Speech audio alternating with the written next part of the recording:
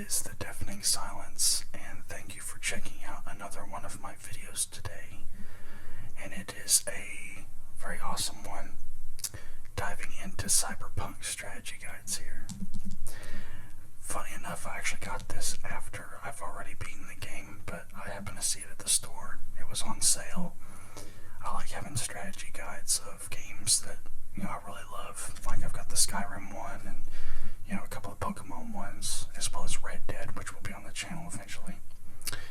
So I figured we could open this up. I'm not going to do as in-depth as I have the other ones. This is kind of going to be more of an overview, just going through the pages and commenting on things that I find interesting. Also, I plan to do a Cyberpunk type of roleplay in the future. I don't know all the details yet of what I want to do, but yeah, I plan to do one. So, without further ado, let's open this thing up.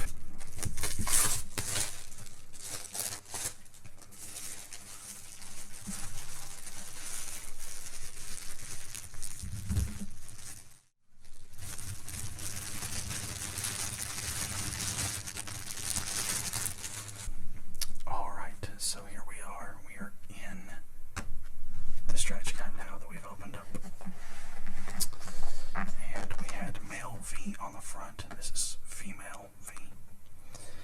And we got a forward here from them talking about The Witcher, moving from that to Night City and Cyberpunk.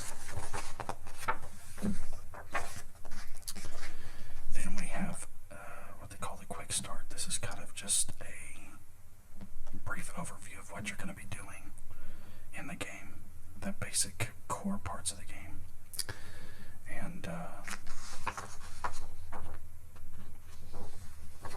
talking about the different gameplay variations. Then we have Night City, talking about the world of Cyberpunk here.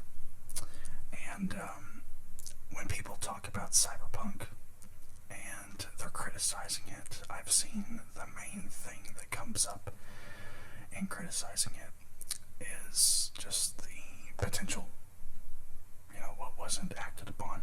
Night City is huge. It is vast. There's a lot to explore. But someone put it perfectly. It's kind of like Morrowind or Daggerfall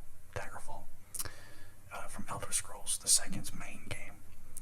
It is vast. It is huge. But what's the content that is in it? What is, where's the actual sustenance in the meat, And Night City kind of has the same thing. There's a lot to like, but there's just a lot lacking, and I can see that. And I enjoyed the game, but I'm not disillusioned. I know about the problems that are in Cyberpunk, and that's besides the bugs and the crashes. So we have the cast here. This is V, and these are the basic designs, but of course there is a character design at the beginning of the game.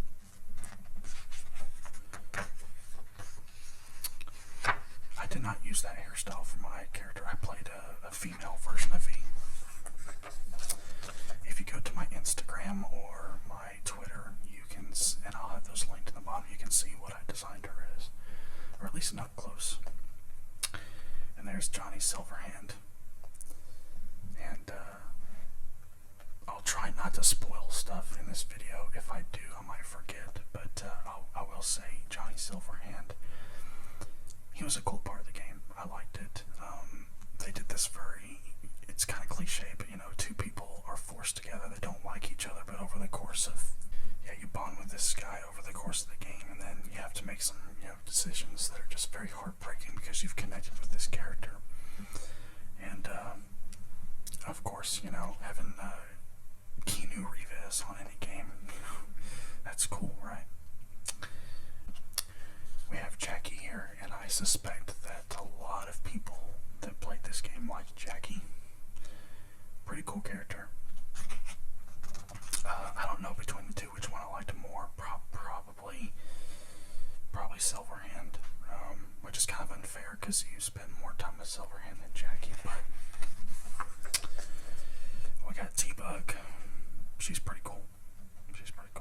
And she's like a very awesome like cyber hacker net runner type. That's what skill net runner. I can't do a hacker, but much more sophisticated. Then we have Victor here. He's the guy that will set you up with your cyber tech stuff that you need. And he's a big fan of boxing. We've got Rogue. This is the older version of her. You'll see younger versions of her in flashbacks and stuff. But yeah, she's old school. She ran with Johnny years prior. And she's a tough old bird. But you see beneath the cracks as you progress in the game. Then we got Dexter Deshawn here. Kind of looking like he's trying to be, gosh, what's his name? He's the rapper. Is it Flo Rida? I think so. I think that's who it is. I don't know who they actually have playing Dexter in this game, but so there's kind of a timeline here. It looks like history of things. Talks about how we get from back then to where we are in the present game, which there's a lot that happens, and they kind of fill in the blanks as you go, but they don't do, if you ask me, they don't do a great enough job of it, filling in all the gaps. But one thing that you do know for sure whenever you play the game is that like most all animals are deceased, gone, extinct, and it has a lot to do with overpopulation and such. Then we got the recent years. And Arasaka, they play a very important role in the whole game. Militech plays a role too, though not quite as big. Netwatch as well. Night City is divided into 6 main districts, each with unique ethnic groups, cultures, codes, and atmosphere. That is true. Okay, so Night City, I'm not sure how much of it is based on the real world, though it is there because they talk about Atlanta in the game. I believe they mention the Haitians have this area, but see how much of it is fictional. It changes. But yeah, Watson, and a little bit of Westbrook up here. It's all of the like Asian culture, Chinese, Japanese, and such. And then the Badlands is, Rough Riders, nomads, that type. And there's a big part of this here. Here it's all the corpos, the rich people. Talking about Watson here, it talks about, it features various Japanese corporate offices, nightclubs, amenities, all that stuff. Then there was a decline. Arasaka took over and flushed out the Japanese. So, there's the Arasaka waterfront. So we have Maelstrom here that runs in the Watson north side. They are of course, group of villains. Villainous people, I should say. Don't think of villains like superheroes or anything. But they have a heavy use in cybertech and stuff like that, which at first, kind of makes you afraid of them. But if you're good at hacking into their systems and short-circuiting them, they're not that much of a problem, personally. Not for me, anyway. But, yeah. A lot of cybertech. Little China. Corporations based in the adjacent city center district abandoned Watson's business centers. Waves of predominantly Chinese immigrants took the opportunity to move in, repurposing the buildings for housing and small businesses. So, the Little China neighborhood has a lot to offer, from cheap restaurants and shops, all with a distinct oriental flavor. V's apartment is located in finished it. Yeah. Yeah, it is. It is. Now that I remember. Now that I remember. Yeah, Kabuki is there. Then we've got the Mogs. They're a collective principally comprising sex workers operating in Kabuki. It doesn't have a conventional gang hierarchy. It was founded after the death of Lizzie Borden, owner of the famous Kabuki brothel Lizzie's. And Judy Alvarez works with them. Then we have Westbrook, not the basketball player, but undoubtedly Night City's most prestigious district. It is where the wealthiest congregate, both the 1% and corporate middle managers who aspire to join them. So,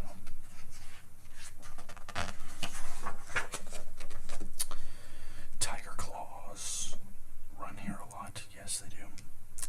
They have a statue dedicated to Goro here. Not really, but they use a lot of melee weapons. Yes, motorcycles, some guns, as you can see. But yeah, they operate on a lot of close-up stuff. They're kind of easier at first because they're the main villain, or they're the main bad guys you run into kind of at the beginning of the game. As you progress, though, they get tougher, like a lot of the game does.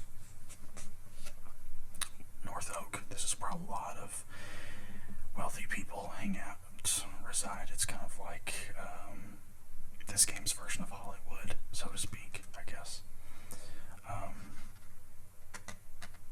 Yeah. Got the Cindy Center. Glass and steel skyscrapers. I love driving through Dallas whenever I go to visit family, and it reminds me a lot of driving through right by those big buildings in Dallas whenever I go visit. Of course, this is New York on steroids, but it gives me that feeling.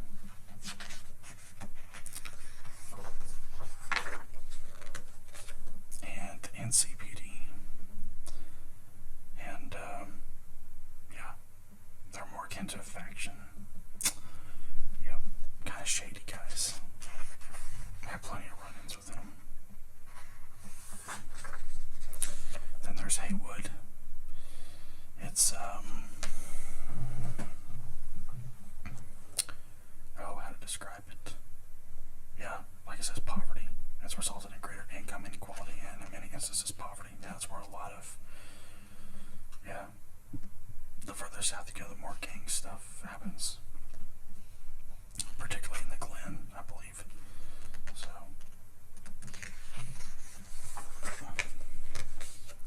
the Valentinos. Funny enough, I didn't really deal with them much in the game. Didn't run across them that much. Didn't have a lot of missions that involved them. So, but they're primarily in the Glen. But yeah, I don't remember anything distinctively with them happening. Vista Del Rey, I was there a few times. I remember that kind of. Let's see, is this where? Oh, I'm trying to remember his name. The guy that liked me a lot, liked V a lot, I should say. He's the cop guy. Saving his cousin in the game. I can't remember. Oh gosh, why is my mind so shot? Why can't I not remember anything anymore? Santo Domingo. Yeah, it's become one of the poorest areas. Yes, as you can see, it's broken down. Rancho Coronado. Actually, he may be from there. I can't remember his name. It's killing me though. Sixth Street. Yeah, they're heavy patriotism. Yeah, stars and stripes. Yeah. Dealt with them a little bit. Got a good gun from them early. Well, it was a good gun because I got it earlier on in the game, so I was able to use it a lot. Pacifica. This is where I was talking about the Haitians. Reconstructive period consuming billions of euro dollars. Haitian refugees. Yeah, it was initially intended to be constructed by thousands of Haitian refugees. But they got really good at net running. And yeah, it was left with nothing but mess, and they moved over and took care of it. And Pacifica has been left to its own devices, and CPD officers do not answer calls. And yet we have the Voodoo Boys and the Animals. There's a lot. They're really good at, cyber hacking, net running, stuff like that. Then we got the Animals. Dealt with them a little bit more specifically when I was doing the boxing missions in the game. Then we got the Badlands. It has little to offer to city dwellers, of course, yes. Mostly arid and inhospitable. Only the nomads hang out here. And, yeah. A lot of highly toxic industries have to fuel the city, so they're out there. So, and you can see where the pollution's taken hold of the place. And the Aldecaldos. You will deal with these people a lot in the game. There's a particular main story that involves them. At least a good form of the Aldecaldos. And I, again, don't want to spoil too much, but all I'll say is if you are playing the game and you happen to be watching this, or you plan to play the game, there's a particular character named Panam who's a part of these guys. If you want what is considered the best ending to the game, because there are multiple endings, you want to go that route and make sure you finish everything with the Aldecaldos. That's all I'm going to say. Make sure you do everything with them, and their version of the ending of the game is the best way to go. That's all I'm going to say. That's all I'm going to say as well, because I may do a talking about the game. I said I wanted to do a roleplay, but I also kind of want to do like a podcast / vlog style thing where I talk about the game, and it'll be ASMR style, but that'll contain spoilers and such. We got the Southern Desert, which has a lot of solar panels and wind turbines and such. Helps with the city's energy requirements. Then we got the Wraiths. I dealt with them a couple of times. Just a couple of times. Aside from that, not really. Then we have Braindances. It's basically VR taken up to hulking amounts. And there's Judy Alvarez, one of the main characters in the game, NPCs. And Braindances, you're able to plug this thing in like a USB into your mind, and you can, like it says here, BD viewers don't just spectate memories, they actually live them, and they can feel and perceive them. Yeah, mostly used for adult stuff, if you can, think of what I'm implying. Trying to be kid-friendly on here as much as I can with this game, but yeah, just try to imagine what you could do if you're able to experience everything that you're seeing through the virtual reality. But there's also stuff like you can kill people in these Braindances, experience things that you'd be too scared to do in real life. But like it says here, there can be problems with it as well, of course. That'd be too easy. Then there's the Black Wall. It's a digital firewall that was built by NetWatch after the corporate wars. And yeah, it plays a very important role in the game at some point. Then we got the Corpos as the common term for corporation employees. And yeah, it talks here about the corporate wars. It didn't talk about it a lot that in the game, or at least I didn't see a lot of it. Then we got the Cyber Deck.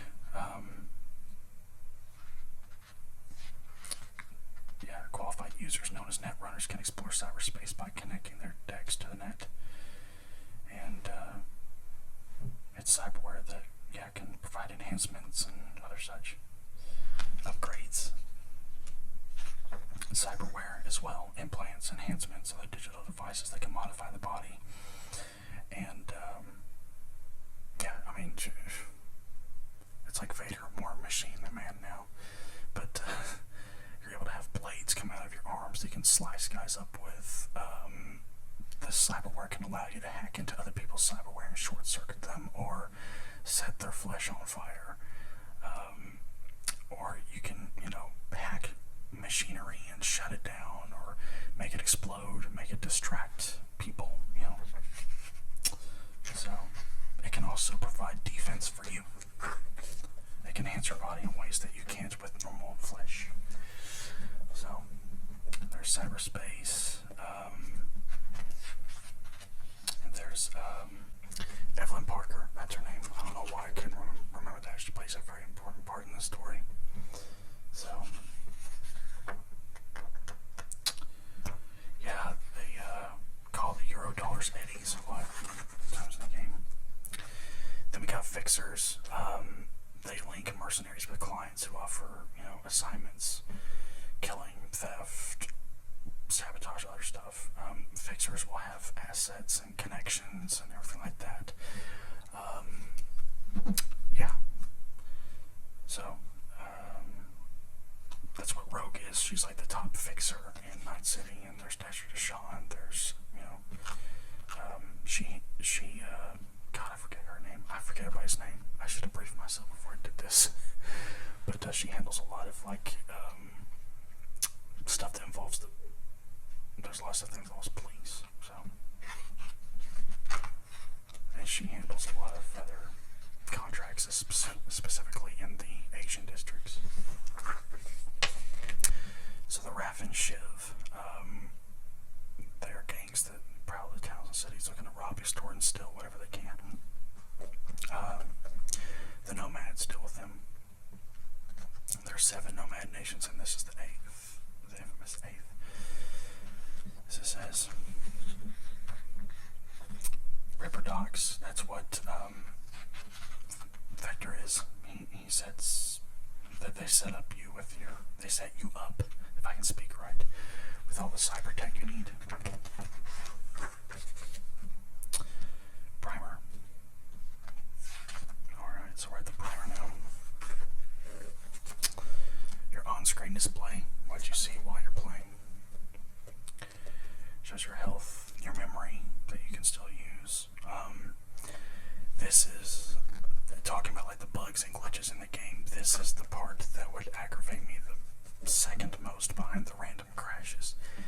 There are other glitches and bugs that would happen in the game that I didn't mind because they're actually, kind of humorous. Like a lot of this get put up online, like on Reddit and stuff like that, and it's good for a laugh. But a lot of problems that I was having with is you would access certain parts of the game where different controls would pop up on screen, and then you would get back into the game and those controls didn't go away. They would just be added on. They'd be confusing because they would be added on to the regular controls once you got back into the main playing of the game, and they wouldn't go away. You didn't actually use them. There are other times where the controls would glitch up and you couldn't access certain functions on your controller, and I'd have to reset the game to be able to use them. But some parts of the game you couldn't save. You might be in the middle of a mission when it happens and you can't save, so you're forced to stick it out. Really annoying. And there was one point where I had to just turn off the game and go back to an autosave, which was pretty far back, but it was just so broken. And there was a couple of points where I turned off the game, brought it back up, and those controls were still there. They wouldn't go away, so I was stuck with them covering up part of the screen for a while. Just very annoying. But this talks about the commands. Because there's different commands based on what you're doing at that certain point in the game, and some of them didn't go away whenever you'd go back to your main regular controls, which stinks. Rewards. If you have a stronger street cred, you can get better equipment, new items sold, different jobs, better jobs, gigs,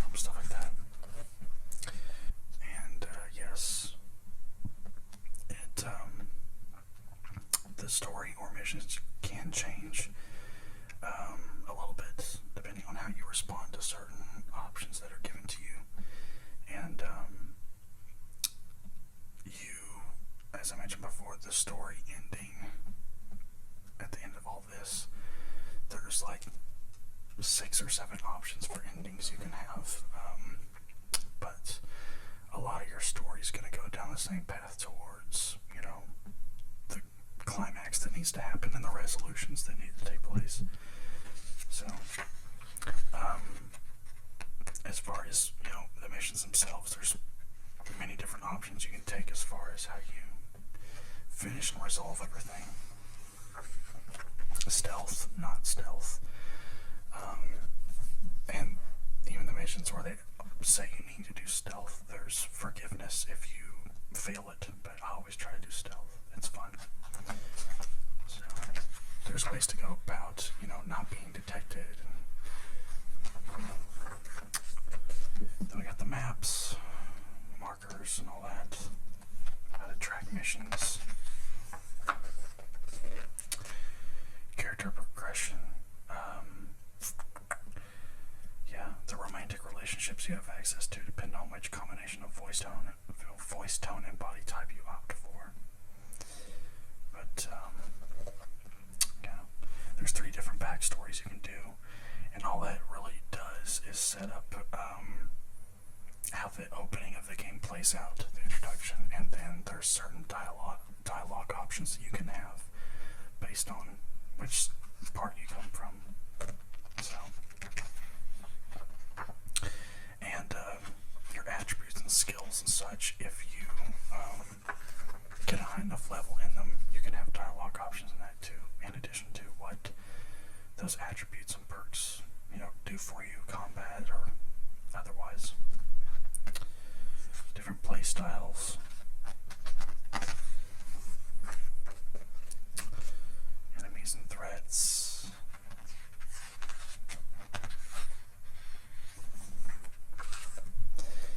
Items. Yeah, I spent a little bit too much time in the game trying on different clothes options to see what looked the best on me, which is funny because this game is primarily first person. It is third person in, you know, a couple of shots, cutscenes. You can be third person while driving a car or motorcycle, but primarily it is first person.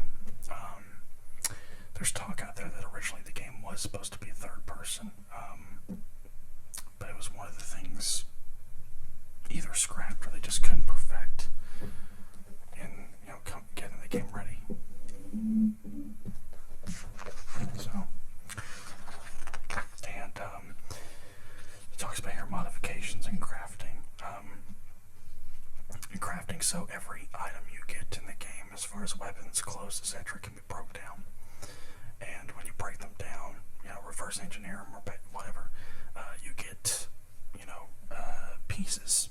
And those pieces, those elements or whatever, components, you put them together and you can make new items, or you can upgrade items or clothing you already have. And you can craft like modifications that go onto the clothes or weapons you already have to make them even stronger. That part of the game concept, I think that they got down pretty consistent. So, completion roadmap. So this is introduction. The completion roadmap chapter is designed to act as a jumping off point to the walkthroughs available in later pages, providing flowcharts and suggestions designed to assist your progression. Okay, so character specialization. I'm assuming all that kind of stuff would be way more important on like the toughest difficulty. I did something I normally don't do for Cyberpunk, which is I played it on easy. I just wanted to kind of enjoy the story and have it be forgiving, especially for my first playthrough. And but I assume, you know, if you're wanting to do stealth and you're wanting to play at the highest difficulty, you definitely need to put, you know, a ton of points into those specific things needed to do a stealth playthrough. So it talks about equipment, stuff here like weapons, mods, cyberware, clothing, gadgets, consumables, quick hacks, crafting. All that is important on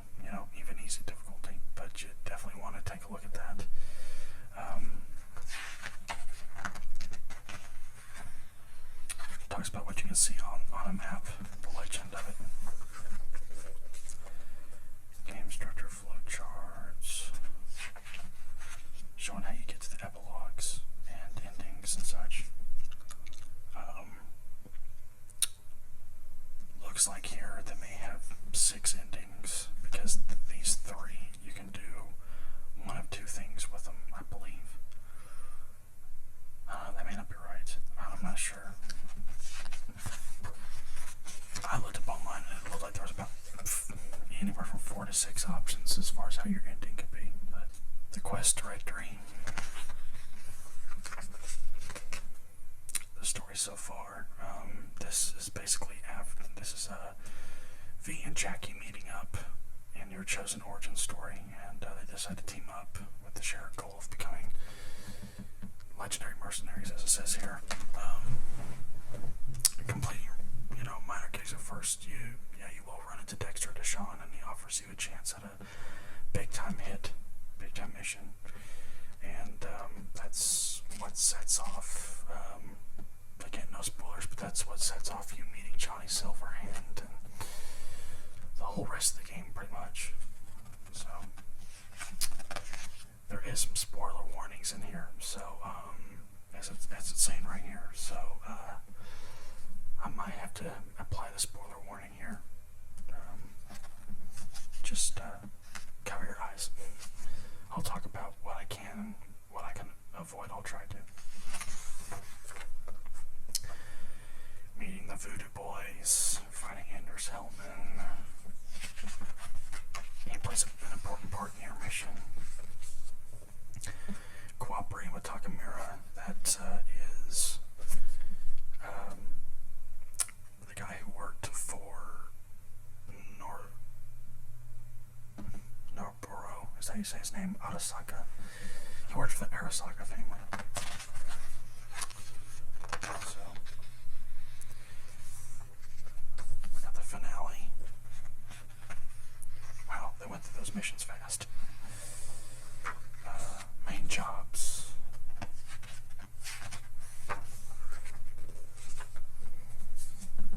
Wow, my camera or my recorder says over 40 minutes, and we're only through 113 here, and there's a lot to go. So, got the Nomad. How you'll do things if you do it that way, or the Street Kid, or the Corpo.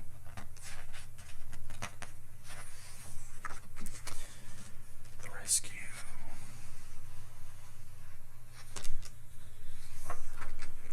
The Rescue was actually a pretty screwed up mission. Yeah, that one was pretty screwed up.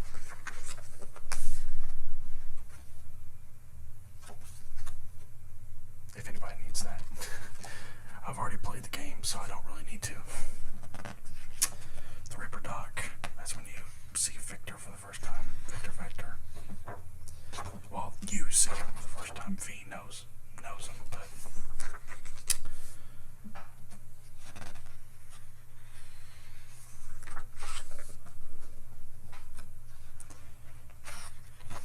just kind of flipping through these and giving you some page turning until I find something of note.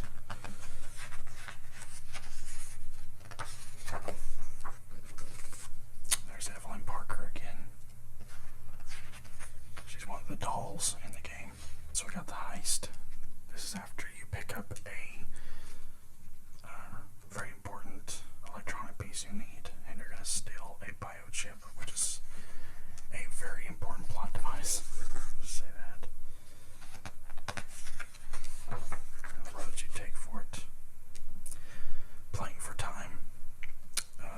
This is where Johnny Silverhand comes into the game.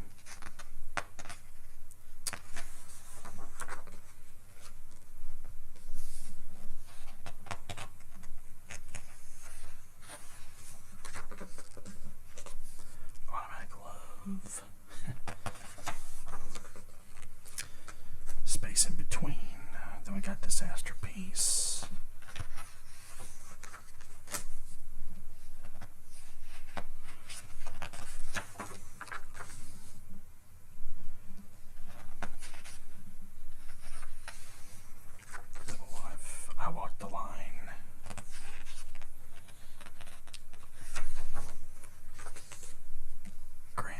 film them all. This Transmission, Ghost Town. There's Pan Am Palmer at the top there. She is a kind of favorite amongst the Cyberpunk fans now. They say she's the NPC with the best story development. Down the street.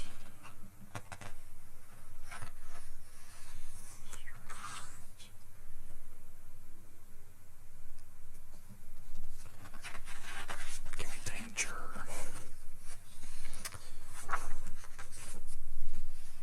Safe.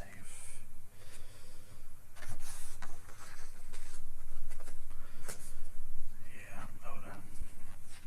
Yeah, that was kind of a tough battle. Even though it was supposed to be on easy mode, I had Mantis Blades already, and I unloaded a lot into that mission to be able to survive her. And I don't know. It's a Cyber Ninja. Oops, him. Sorry, I said her. I meant him. Him. Ewan Takamura talked to him earlier in the game, and he warns you that if he sees y'all again interfering in their business, he's going to attack, and so he does here. And he's kind of one of the examples people complained about. Like, he's a Cyber Ninja, and he does cool. He and other Cyber Ninja types in the game are able to have like super speed and other stuff, and they're able to look and do cooler things than you ever can in the game. You know, search and destroy. Trying to rescue Takamura. And that is Hanako. Hanasaka. And here we go, final choices. Hanako's path, Rogue's path, Pan Am's path, and then path of least resistance.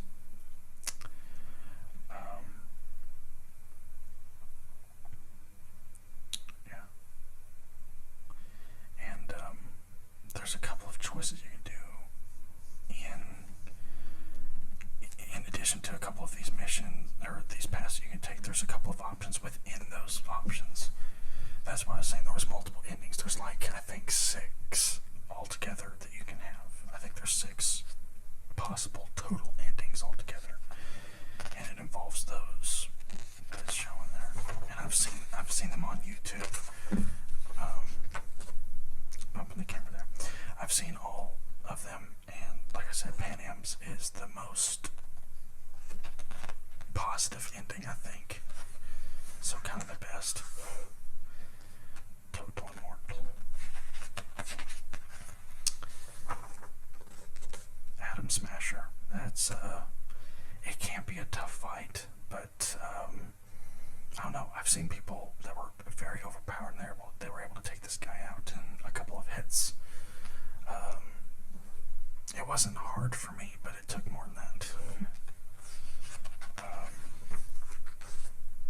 From the bell tolls, knocking on his door.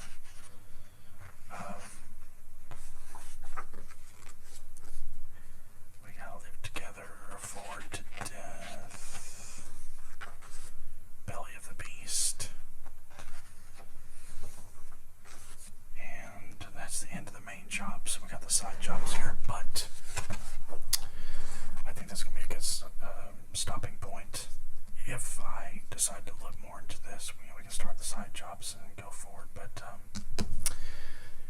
yeah, just kind of wanted to do more of an overview, not get heavily detailed into things. And as you can tell, my memory is very foggy, which is kind of stupid because I just finished this game a couple of weeks ago. But yeah, names and things, some things that happened were a little bit fuzzy. But yeah, I put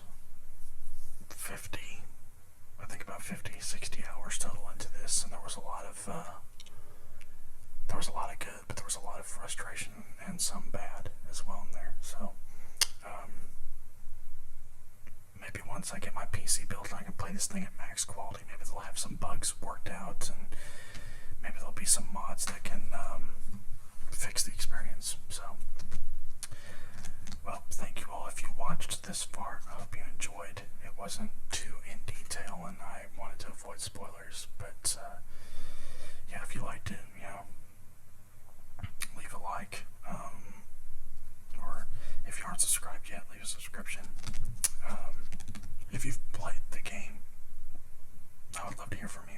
you're in the process of playing the game, I'd love to hear from you. And like I said, sometime down the road, I don't know when, but sometime down the road I would like to do a role play for this, and then I don't know when, but in the future, here in the next maybe 2 or 3 weeks, I'd like to do a video talking about this game and kind of my thoughts, kind of a review, kind of a ramble. And yeah, that'll kind of give me my Cyberpunk fix for the channel. So until next time, guys, I thank you for watching, and I'll see you on the next video. Take care, everybody.